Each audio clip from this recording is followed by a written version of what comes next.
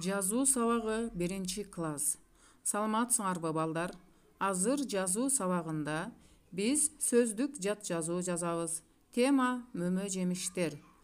Сабагыбыздын максаты өтүлгөн темаларды бышыктоо негизинде билимдериңерди аныктап аласыңар. Уккандарыңарды, көргөндөрүңөрдү сулуу, таза, катасыз жазууга үйрөнөсүңөр. Бири-бириңерди сыйлап, эмгекчил болууга тарбияланасыңар. Анда балдар төмөндө слайдда берилген сөздөрдү көңүл коюп карап отургула. Силер ошол көргөндөрүңөрдү дептериңерге сөздүк жат жазуу кылып жазасыңар. Биз сөздүк жат жазууну жазганыбызда биринчи баштаган сөздү баштамга менен жазасыңар. Албетте абзацтан баштайсыңар.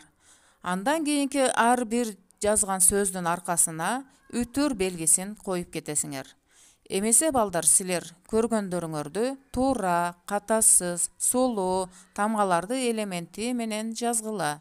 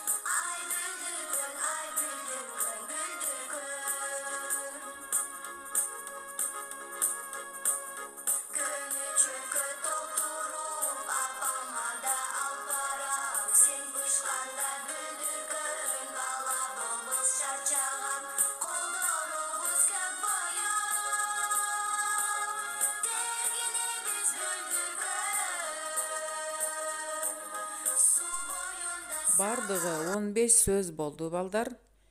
Эгер силер жазып бүтсөңөр, жазган сөздөрүңөрдү текшергиле.